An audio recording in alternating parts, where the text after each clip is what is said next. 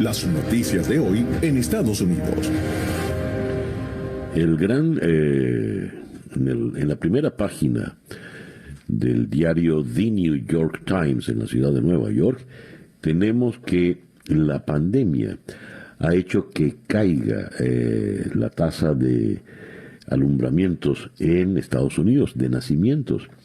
La tasa de nacimientos cayó por sexto año consecutivo en el 2020, y el gobierno federal reportó que esto es una temprana evidencia que el coronavirus aceleró esta tendencia entre los estadounidenses, entre las mujeres estadounidenses que decidieron retrasar el embarazo. El proceso de vacunaciones se ralenta y el presidente Biden ajusta su estrategia procurando la respuesta local. Apunta a que los jóvenes y aquellas personas que rehúsan vacunarse sean el target, el blanco, pues, para la nueva campaña. Esto en la primera página de The New York Times. Y con relación a la tasa de vacunas, el Washington Post nos dice que Biden establece una nueva meta apuntando hacia los escépticos. Leo lo siguiente. El presidente Joe Biden fijó una nueva meta de vacunación en la que pretende administrar por lo menos una dosis de la vacuna contra el coronavirus al 70% de los adultos estadounidenses para el 4 de julio, al tiempo que aborda el irritante problema de ganarse a los escépticos y a aquellos que no tienen la intención de ser inoculados. La demanda de vacunas ha disminuido notablemente a nivel nacional y algunos estados no han ordenado más de la mitad de las dosis que tienen disponibles. Con el objetivo de facilitar la obtención de la vacuna, Biden hizo un llamado a los estados para que pongan las vacunas a disposición de los usuarios sin necesidad de una cita previa, y el mandatario también ordenará a muchas farmacias que hagan lo mismo. Por primera vez su gobierno también trasladará las dosis de los estados con menos demanda a las zonas en las que hay un mayor interés. Necesitan vacunarse, dijo Biden en la Casa Blanca. Incluso si la probabilidad de que se enfermen de gravedad es baja, ¿por qué correr el riesgo? Podría salvar su vida o la de la gente que usted quiere. El objetivo de Biden equivale a administrar al menos la primera dosis a unos 181 millones de adultos, ambas dosis a 160. Es un reconocimiento tácito de la disminución del interés por las vacunas. En otras informaciones importantes en Estados Unidos tenemos lo siguiente. La temperatura normal en Estados Unidos es 1 grado Fahrenheit más alta que hace 20 años. Los científicos han señalado desde hace tiempo que temperaturas más altas, cambios en los patrones de lluvias y nevadas y clima más extremo será la nueva normalidad. Datos publicados ayer por la Oficina Nacional de Administración Oceánica y Atmosférica de Estados Unidos ponen cifras concretas sobre este patrón. La nueva normalidad climática no solo será más caliente, sino que será más húmeda en las regiones del este y el centro del país, y considerablemente más seca en el oeste en comparación con una década antes. Los meteorólogos calculan las normales climatológicas con base en 30 años de datos para limitar las oscilaciones aleatorias del clima diario. Es un estándar fijado por la Organización Meteorológica Mundial. Cada 10 años, la agencia actualiza las normales para el país, así como para los estados y ciudades, por año, mes y estación.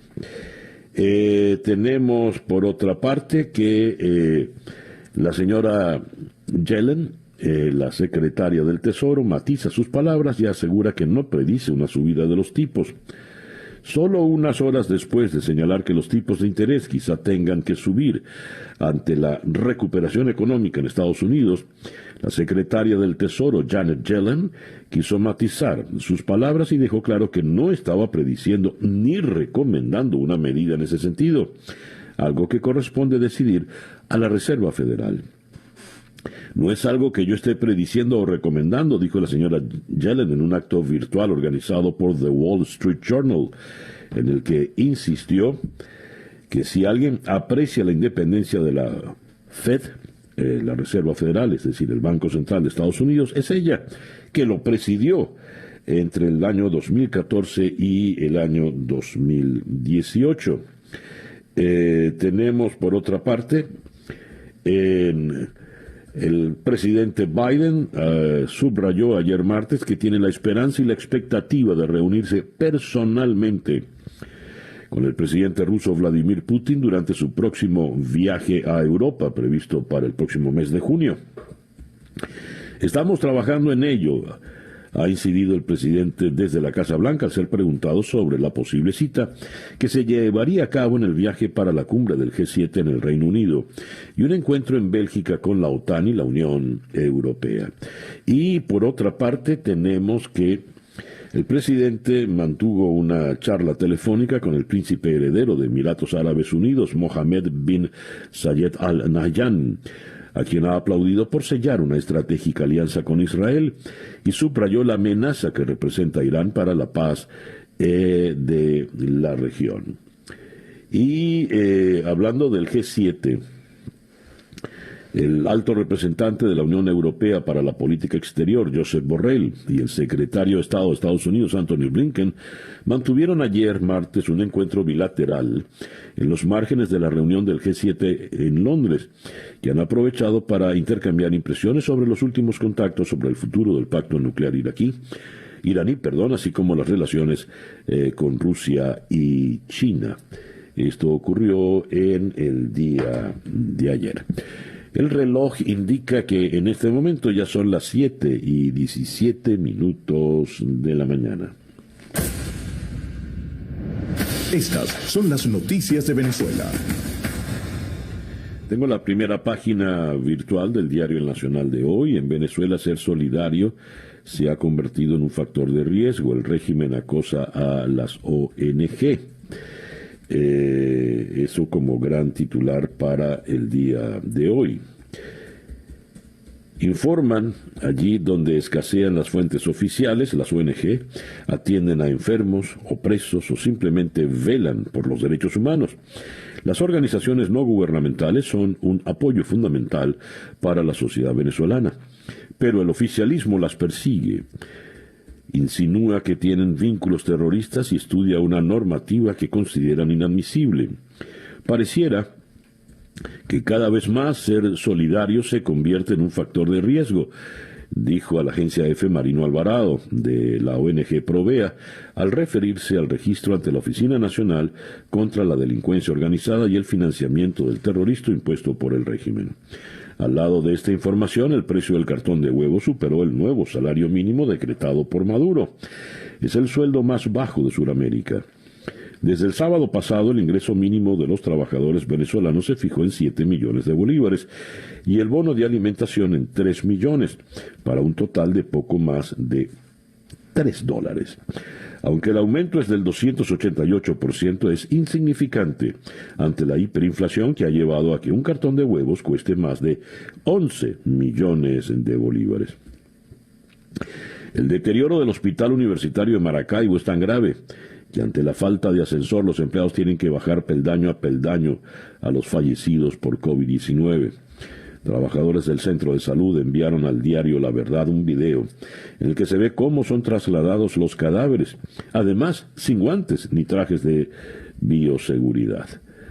Y el diario El Nacional dice: cerraron indefinidamente el refugio de migrantes venezolanos en Manaos y se ocupan en la primera página del divorcio de Bill Gates y su esposa Melinda. Pero me llama la atención, por ejemplo, no destacan para nada el nombramiento de los integrantes del Consejo Nacional Electoral. La Asamblea Nacional de Venezuela aprobó un nuevo Consejo Nacional Electoral con el apoyo de 2/3 de la Cámara, de mayoría oficialista, para los comicios que se celebren durante los próximos 7 años. Y ¿quiénes son los integrantes de este nuevo CNE? Pedro Calzadilla, historiador, se asume como chavista y cristiano católico. Tania D'Amelio, una rectora que ya tiene experiencia, tiene años ya al frente del CNE, también chavista. Alexis Corredor fue constituyente en la Asamblea Nacional Constituyente y también chavista. Roberto Picón, quien fue postulado por las facultades de Ciencias Jurídicas de las universidades del país, ingeniero de sistemas, y por muchos años fue el asesor de la Mesa de la Unidad Democrática en materia electoral. Tan opositor es que estuvo preso por el régimen de Maduro. Enrique Márquez, diputado dirigente zuliano, fue militante de Un Nuevo Tiempo, fue diputado a la Asamblea Nacional y también pues un dirigente opositor. Ahora, llama la atención que la OEA rechaza la designación de los rectores. La Organización de Estados Americanos rechazó la designación de un nuevo Consejo Nacional Electoral por parte de la Asamblea Nacional elegida el 6 de diciembre. A través de un comunicado, la institución calificó al Parlamento del 6 de diciembre como ilegítimo y condenó la designación por considerarla contraria al Estado de Derecho democrático y la independencia de los poderes públicos. En otras informaciones de Venezuela, reporte Mayday, 121 desaparecidos en costas de Venezuela entre el 2019 y el 2020. Mayday, Comité Nacional de Familias Víctimas de las Desapariciones Forzosas en las costas de Venezuela, es una organización que registra la cantidad de desaparecidos en las costas venezolanas. En la data que presentan, sin embargo, no está incluido el último naufragio en Delta Macuro. Dice el doctor Julio Castro, no llegarán 5 millones de dosis en julio. Cada semana se registra por decenas la muerte del personal de salud en Venezuela por falta de vacunación contra el virus, aunque una parte importante del personal de primera línea ha sido inmunizado. El influjo de vacunas no ha sido el que prometió Nicolás Maduro, quien en noviembre indicó que para el primer semestre se aplicarían 10 millones de vacunas. Lo que se daba por sentado de las vacunas rusas Sputnik V no ha sido el esperado. Probablemente entre junio y julio llegará el primer lote de COVAX, dijo el lunes el ministro de Salud, Carlos Alvarado. Sin embargo, pues, según ha dicho Julio Castro, no van a llegar a estas vacunas. Empiezan a existir desvíos sobre la distribución de las vacunas. Debe existir una señal clara sobre estas, dijo Julio Castro. No hay un mercado privado paralelo, no tiene que ver con las ideologías, ni si es de izquierda o de derecha, dice el doctor Castro, sobre la distribución de vacunas por parte del COVAX. Es un bien preciado y muy escaso. Tenemos Francisco Martínez, el zuliano que fuera presidente de Fede Cámaras, resultó electo como rector suplente en el CNE y afirma: mi compromiso como rector suplente será el de un ciudadano venezolano.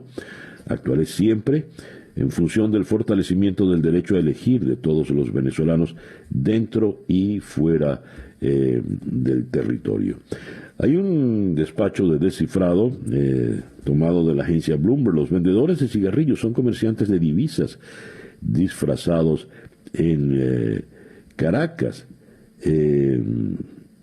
Dice acá, los vendedores de cigarrillos trotan arriba y abajo de las aceras y entran y salen del tráfico gritando sus productos. Venden muchas marcas de las que nunca has oído hablar.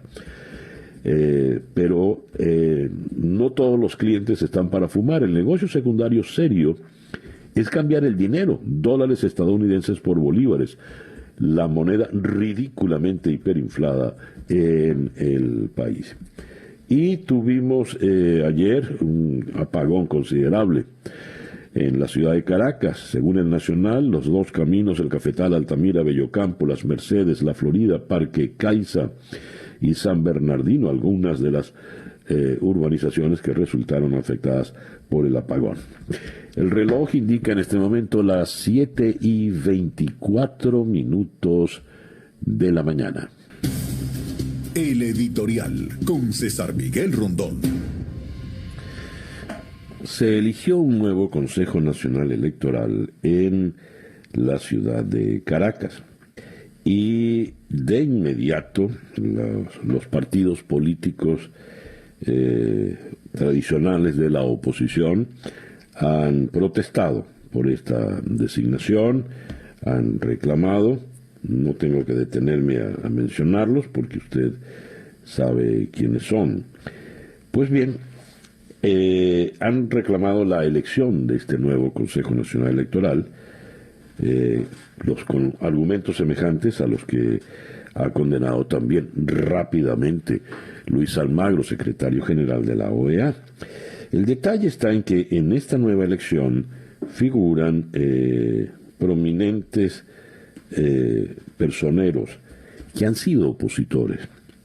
Roberto Picón, por ejemplo, para muchos un ciudadano sin tacha alguna, experto en ingeniería de sistemas, el asesor de la MUD en materia electoral. Pues Picón estuvo preso por el régimen de Maduro y aún así se postuló y es rector principal, así como Enrique Márquez, dirigente político del estado Zulia, perteneció a Un Nuevo Tiempo, fue vicepresidente de la Asamblea Nacional, un dirigente opositor. Francisco Martínez, por ejemplo, quien fuera presidente de Fede Cámaras, resultó rector suplente, así como León Arismendi, veterano dirigente sindical, también opositor.